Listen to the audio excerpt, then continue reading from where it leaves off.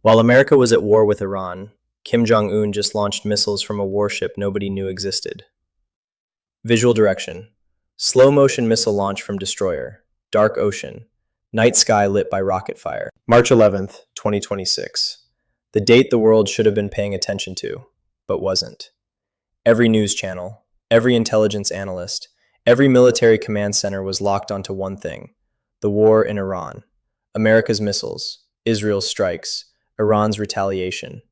And in that moment of global distraction, in the cold, dark waters of the Korean Peninsula, a brand new 5,000-ton naval destroyer sliced through the waves. And Kim Jong-un, sitting in his command center, with his daughter by his side, gave the order. Fire. Strategic cruise missiles screamed into the sky, and the world, finally, looked up. Too late. Today, I am going to show you everything. What this destroyer is, what these missiles can hit, why Kim chose this moment, and why America may be running out of time to respond. Let's go. Before we talk about the warship, let's talk about the man, Kim Jong-un. In 2025 and 2026, Kim has transformed himself. He is no longer the young, unpredictable leader the world underestimated.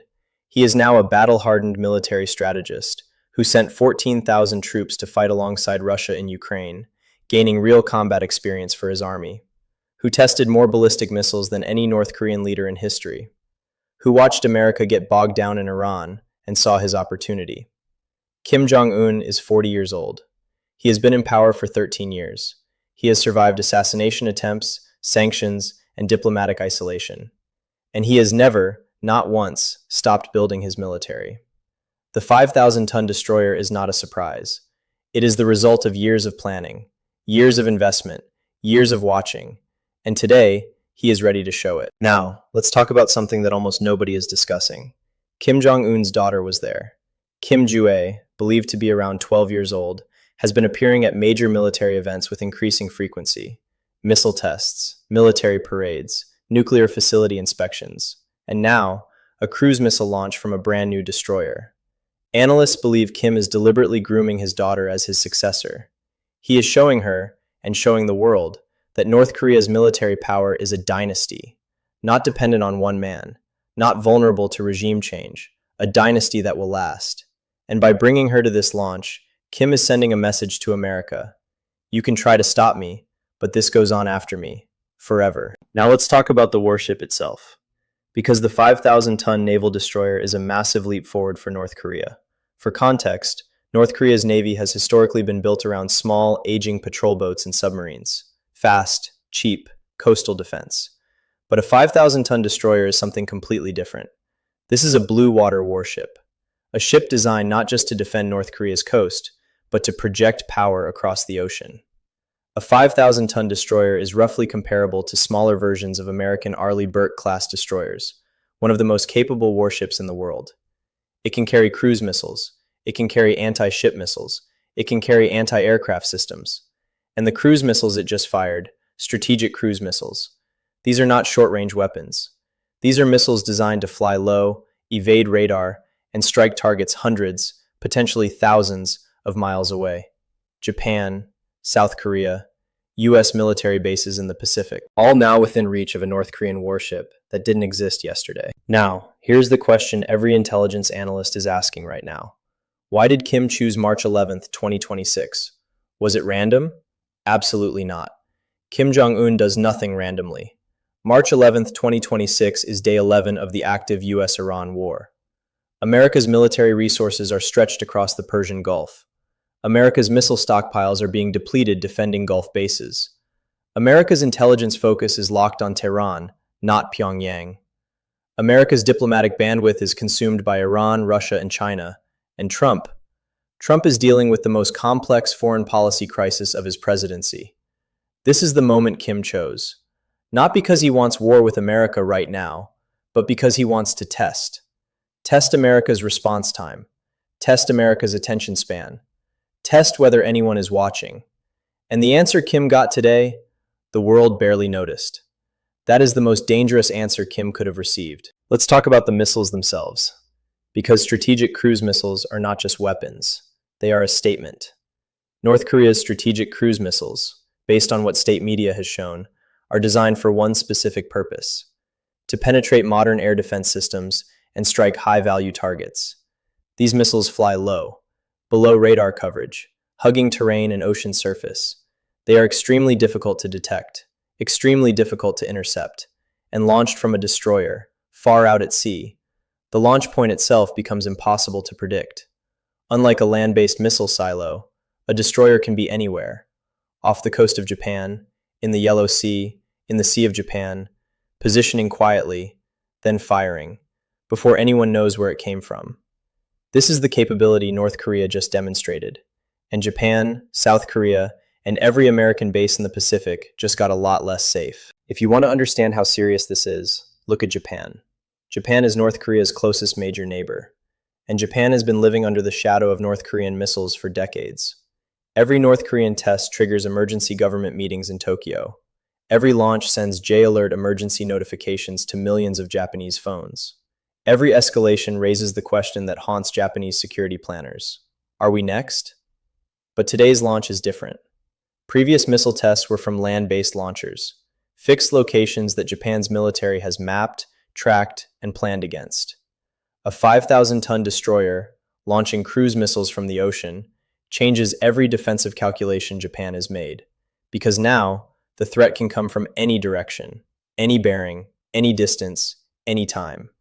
Japan's defense ministry is meeting tonight, and the question on every Japanese general's mind is, do we have enough missile defense to stop this? The honest answer, right now, is no.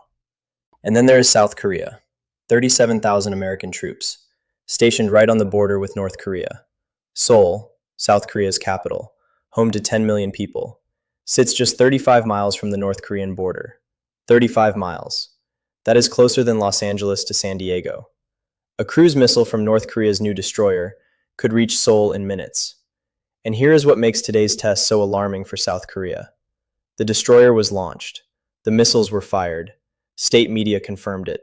And America's attention was on Iran. South Korean military commanders are asking themselves tonight, if North Korea fires on us tomorrow, how long before Washington responds? In 2026, with America fighting a war in the Persian Gulf, that question has never been more uncertain. And that uncertainty is exactly what Kim wants. Now let's talk about the man who has to respond to all of this: Donald Trump.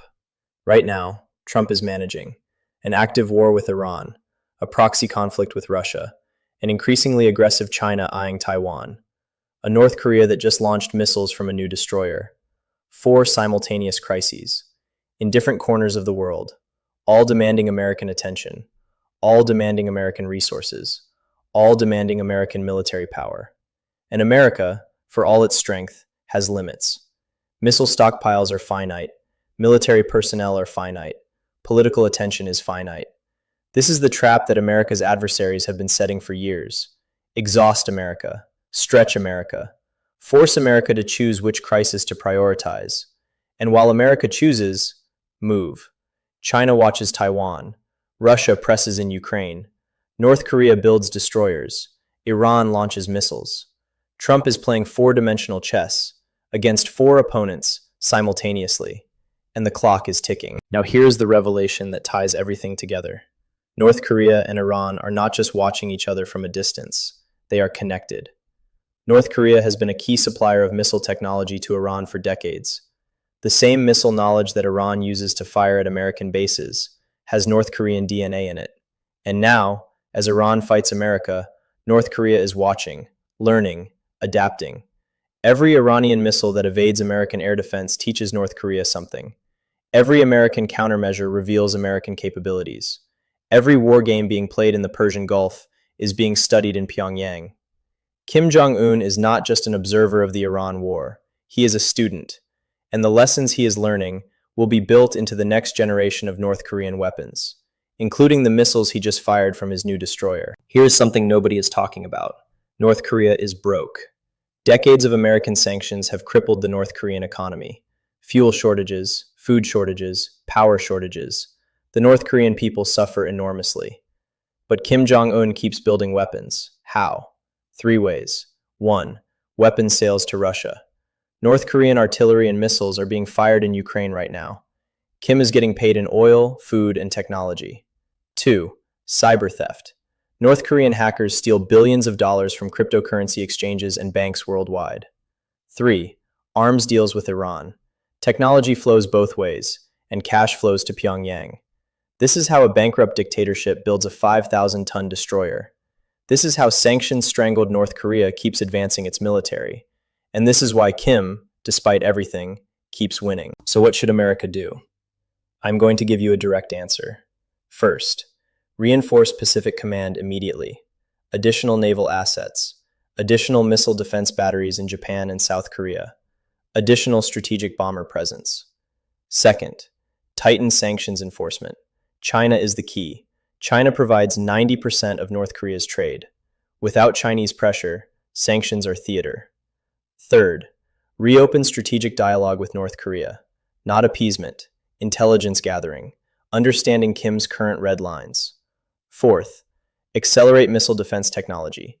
The SM-3, the THAAD system, the Aegis Ashore program.